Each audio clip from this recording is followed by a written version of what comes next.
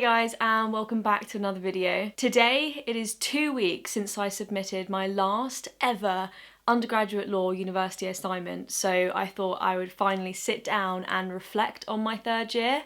I'm also going to make videos reflecting on my whole experience at York, doing a Q&A about the law school here, and if you want any other sort of videos about my time at York University or at York Law School specifically, then put them in the comments below. Without further ado, hopping straight into it. Reflecting on my third year. So the way I'm going to do this video is I'm basically just going to run through what happened in chronological order and then say how I felt about it at the time. So obviously prior to coming into third year, I was down in London working an internship at the Ministry of Justice, and that pretty much ran up to the first week in September. Then I was in the States for 2 weeks, and then I hopped back here, and then it was Freshers Week. So basically I had no rest over the summer, so I feel like the first month or two of university for my third year was so intense because I just didn't have that break. I had so many plans to like do work in advance and go into third year being ahead, and it just didn't happen. So I moved into my university house, which is another thing that's kind of different for third year. My first 2 years at university, I stayed on campus. I lived in Constantine College at University of York. Third year, I obviously moved off and got a house with other people at the university. So there are 5 of us in total, me and obviously 4 others. There was 1 boy and then there was 4 girls. Yeah, and we all did different subjects, like no one did the same subject. So I think that was kind of like an interesting mix. I basically moved into my house like end of September, and it was like kind of around freshers time. And I was sticking as well with my housemate. So sticking here is a second and third year contact, which basically, the way I look at it is it's kind of like a babysitter for the freshers that week. You do it in pairs, you get allocated a flat of 12 incoming undergraduate students, and then you go to all the events with them and show them around the university for a week. So I did that with 2 of my housemates. So that was kind of a good way as well, I think, for us to like be thrown in the deep end with each other and like immediately bond. Because we hadn't all lived together since first year, so I feel like we spent a lot of time with each other in that first week. And Freshers Week was so different this year. Like in my first year, obviously, I don't really remember much of it, and I think that's for the best. And then in my second year, I was on the committee in Constantine, and I was the photographer, so I went around all the events and photographed them, but I never really got to do the events because I always had my camera gear, and you're not meant to drink when you're on committee, so I just couldn't really like get involved so much. So sticking, obviously you can drink, you can fully get involved, you're meant to fully like immerse yourselves and immerse the students that you're with. So it was kind of a weird experience to be able to relive my Freshers Week. And I also think it was probably better in my day. I think that's just because you're 18, you know, everything feels better when you're 18 than when you recreate it when you're a bit older. But it was still good. Like we had a really nice flat and everybody there was like willing to get involved with stuff. We had a really good bunch. So it made the week pretty fun, but then there's always the challenges when you're sticking of people just getting really drunk, like ambulance drunk, and you just have to look after them and you're like and then you literally have to get up at like 9 a.m. the next day for your lecture, because that's the thing with third year as well. Same with when I did it in second year, we have lectures still, so yeah, we have to go out and do all of these night events and then get up at like 9 a.m. to go to all the lectures.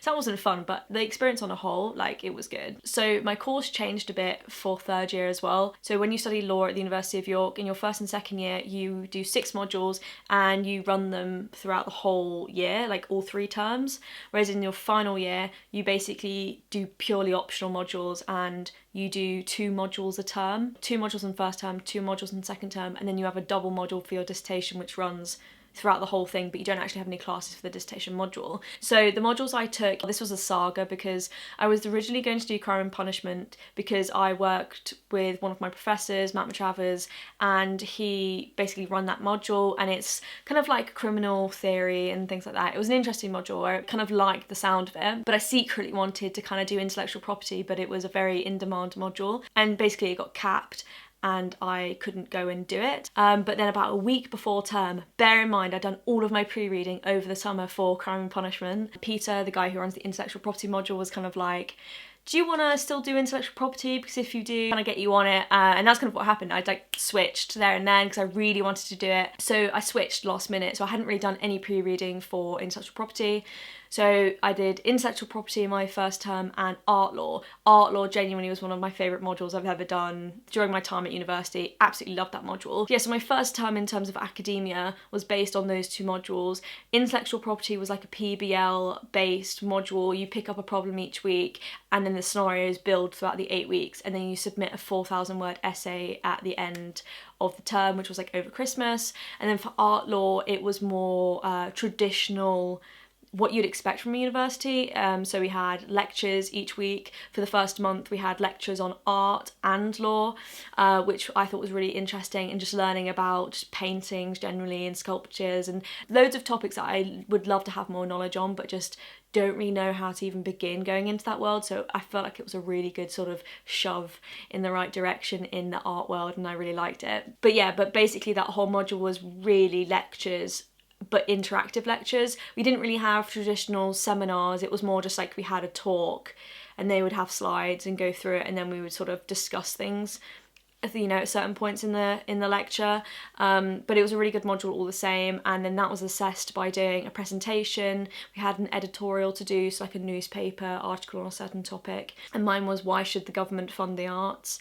And then we had 2 1,500 word essays due over Christmas as well, and those essays are what I did in my How I Write First Class Law Essay video that I put out in January of this year, so you can kind of see that process if you want to. And I genuinely really enjoyed what I was studying in first term. Like, there were bits of the process, like with intellectual property, like I realised PBL isn't really my thing. Doing it at a more advanced level in third year kind of confirmed to me that PBL wasn't my thing, purely because it's the way it's executed rather than the process. So in third year when you do PBL, it's meant to be more collaborative and you're meant to like pick up the problem and all contribute, but that just doesn't happen. It's like, it was always like me and like 2 other people in that class saying things, and sometimes you just feel like no one really puts the work in, and it's kind of frustrating because you feel like you're carrying the whole class.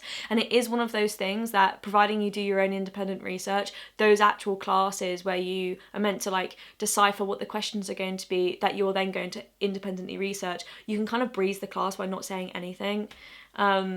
So yeah, I don't know, I didn't really vibe with that. It wasn't really my thing. I much preferred the more like lectures, have an open discussion about certain topics and a debate, rather than just like PBL going through a set of tools to find an answer. Like, it wasn't for me. So then towards the end of my first term, I applied to my master's, which is at King's College London. I kind of was a bit risky, I suppose, looking back, and I applied to one master's course, only one, and then I got in, but imagine if I didn't. So I made that application in November, and I got my offer in the first week of Christmas, so it kind of took a lot of pressure off as well, because I only needed to get a 60 in order to kind of pass on and go on to my master's course. So I knew from the end of first term that I pretty much was set like for the year, so it kind of took a lot of academic pressure off. And then after that I had the Christmas break, so I went to Wales for a week to see my best friend Jess, and that was honestly one of my favourite trips that I've ever been on. Just picture like cottage in Wales, mountains, views for miles, like not many people, just like quaint villages. That was kind of the scene, and it was obviously like a week before Christmas as well, so it was kind of just like a really good vibe, and it really enabled me just to like relax, because I didn't really feel like I was overworked or exerted or anything during first term. All of that came in second term, like the burnout stuff happened in second term, but that trip to Wales was kind of like a good relaxer, I suppose, before going into the hell that was second term. So then it was the new year and second term. In second term I took Counter-Terrorism, Media and Family, which was a case study module, so it's basically PBL. It was compulsory. I wouldn't have wanted to take it, it was just the best of the options there was. Looking back, I don't like that we were forced to take that module. It was the first year that that module's ever been ran, and you could tell there were a lot of mistakes with it, and on the whole I just didn't enjoy it, to be honest. Didn't enjoy the way it was taught, didn't enjoy the topics. Like, you know what I mean? Like, especially when something's forced upon you and you don't want to take it, and then it's not ran properly, that you're just kind of like, why was I made to take this? But in addition to that, I then also took what did I take? Oh yeah, mental health and mental capacity law, which I really enjoyed. It was a shame because obviously strikes happened in second term. I mean, strikes happened in first term, but it was only like for 2 weeks at the end of term, so it wasn't really that deep. But like, second term was just a bit so I went back to uni like the second week of January, and then strikes happened from Valentine's Day, so I basically only had 4 weeks of university, and then that was it. Like, the last time I had teaching in my third year was like Valentine's week in February, because in third term at York you don't get any teaching time, and then obviously Corona happened anyway, so it's been weird to think that actually I haven't had a lecture in person in like 4 months. But anyway, so those 2 modules what filled up my academic time in second term. As I said, I really quite enjoyed mental health and mental capacity. That sort of subject area is very similar to what I'm going to do in my master's next year, so it was a good sort of introduction into that area of law. But again, it was kind of unfortunate, I suppose, that we only actually had about 4 weeks worth of that module. I think the only negative to that module was that it was a 10-week module, and half of it was mental capacity and half of it was mental health. We basically did all of the mental capacity stuff, but then like 1 week of mental health. But then the questions that we got for the essay were like predominantly mental health and like 1 mental capacity. And I remember just thinking like, well, like, what's the point? Because we've had like no teaching on mental health, and I don't know, I just didn't expect that. But on the whole, like the actual subject matter and the way it was ran and the seminars and stuff of the course, I really liked it. And I would say second term is when I really started to burn out. So I was working at the hospital once a week, then I was doing other volunteer roles that I do. February for me was the time when I was like, yeesh, you know what I mean? Like, it was too much for me. And it always is. February every year in the academic year is when it hits me, and I don't know why. I think I just burned myself out over first term, getting involved in everything and doing everything, as well as, you know, the stuff that you do academically, and then it gets to second term and I haven't rested over Christmas, and then it hits me like a ton of bricks. But yeah, February was not a fun time. This is literally why I ran away to London for a week at the end of February, because I was like, you know what, I just physically can't be in York anymore. I need space, I need time to just be away from it all, and like, I don't mind doing the work, I just can't be in this environment anymore. And there was, to be honest, there was a lot of reasons for that. Like, in terms of the course was quite stressful at that time. We had the strikes, so I wasn't really getting any contact from my lecturers, and then it was becoming like more and more stressful with the dissertation, and you could see the end was in sight in terms of my degree, and I was just a bit like and then there was loads of stuff happening personally, like it's hard for me to say without going into it, and I don't know whether I want to go into it all, but basically a lot of shit kicked off personally in my student house, you know, for me, and it was a really uncomfortable year. And I felt like I deeped it for the first term, but second term, it just wasn't very pleasant. Like, it kind of took its toll on my mental health and emotionally for me, being in such a toxic environment and not really having any escape, you know? Like, university was stressful, and then I'd come home and it was worse here. That was the summary really of second term. But in addition to all of that, second term was when I really got involved in extracurricular stuff and sort of immersed myself more in my hobbies and things that I enjoy doing. So I did the legal design sprint, which was featured in one of my vlogs. It was basically a design competition that was national. We got a team together in York and we got to go down to London for it and pitch to the Bar Council. And that was actually a really, really fun experience. I really enjoyed that. And you know, I joined my running club at Constantine College, which are Constantine Striders for anyone that's coming to Constantine. Really loved that. The people there are so lovely and nice, and kind of it was just a really good bit of stability for me, like once or twice a week just to go for a run, get out, mix with people, and like mix with like-minded people. Loved that. And then I had my book club. I mean, I had the book club all year, but I felt like we only did one book, I think, in first term. So second term was when we really did it properly. So there's a medical legal book club at the University of York, and it was run by my dissertation supervisor, Zoe. And we basically read a book once a month and then meet up and talk about it. And I really, really loved that. Like, because it's a mix as well of people who are doing medicine and law. And really, it's open to everyone. So again, if you're at the University of York, if you're interested, look into it. But it was just really great to like go to the hospital, because that's where it was held, and just sit around with people and talk to them about their course and about medicine. Obviously I want to go and do a medicine degree, so it was really helpful for me to like have those contacts and have those conversations. But then also just to be reading a book once a month that is focused on law and in healthcare, and just sort of immerse myself in that world a bit more and learn things about that sector that I was so unaware of. So I really, really enjoyed doing that. And I would also say second term was when I really immersed myself a bit more into my subject that I enjoy, so like bioethics, ethics more generally, and sort of medical law. And that's all obviously what I'll be doing in my master's course, but I kind of really got into it in my second term. I went to an ethics conference at Leeds, which was really fun, and it was my first academic conference that I've ever been to, and it was really good watching all the presentations and like networking with people. I definitely recommend going to student conferences or conferences if you're at university and you're interested in like a particular area. And then like when I was doing my dissertation and like doing like mock chapters and stuff, obviously it was on the topic of gene editing and the ethics of it. So yeah, like second term was when I suppose I had a lot of shit going on, but I also sort of channeled it into more of my interests and things that I like. So it was good and bad, you know, and it was what it was. And then Corona happened. I feel like we all feel like that. We're just like, well, then Corona happened and here we are. But that's pretty much what happened. So my term finished on like the 14th of March, and I went to Ireland because I had that trip planned, and I flew to Ireland, was there for like 4 days, flew back, and then literally the country went into lockdown like the next day. Very good timing on my part, but it was also a bit like, oh shit, you know? And I was still working at the hospice as well for like a large portion of the Corona times, so it was also weird for me to like be locked down in York. Like no one was in my student house, they all moved out bar one. So we were all sort of just like here in the solitary confinement. And I was obviously still having to do uni, but then like once a week I'd go to the hospital and see the chaos that was Corona, and each week you'd like learn new things, like whether I was at the hospital from the news or like whatever about the situation. And I feel like even back then in March, like I didn't really know it would be this, do you know what I mean? Yeah, it was a weird time. And pretty much whilst I've been in lockdown, like I have loved lockdown. I know I've said that before in videos, but I have really, really enjoyed it because it's given me time to just take a step back. Like, as I said, I was really burnt out in second term, but like third term, yeah, okay, I had a lot of work to do.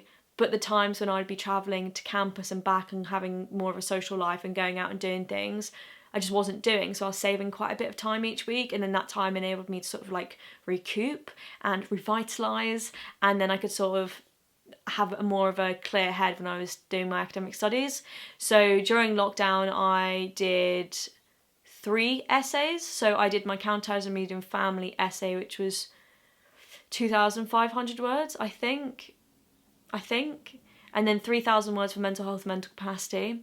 And then I had my dissertation, which at that point in March, I basically had 2,000 words in notes and had to bang out 10,000 words for the remainder of my time. So that's pretty much what I did. I just spent the most of lockdown and the rest of, you know, the academic year and third term, like studying, keeping it chill, and, you know, getting way more into my fitness and just sort of like channeling all my time and things like that into my hobbies and things that I enjoy. So I have had a really good round off to third year, to be honest. And it's weird because obviously if it wasn't lockdown, I can't imagine what third term would have been like, especially following how second term was. I can't imagine what third term would have been like. So in a way, I think lockdown's been a bit of a blessing. And it's a shame that we haven't got to like celebrate with everybody and like go out and have the final hurrah like after exams and stuff. But equally, I'll be keeping in touch with a lot of people, and a lot of people from uni will be coming to London in September, and we'll all just meet up then. So yeah, like I don't really feel like I'm missing out per se. But yeah, that's pretty much a summary of the year, and I just feel like I want to round this video now with just, I guess, some lessons that I've learned in my third year. So I really think in my first year, I went out too much. I constantly was like, yeah, let's go out 3 times a week. And that was pretty much all I did. I didn't really do any extracurriculars. I didn't really do like any societies or anything. I just went like out drinking, clubbing, socialising and then did my course. And that was good because I met a lot of people and it was like a good year to let my hair down whilst it didn't count.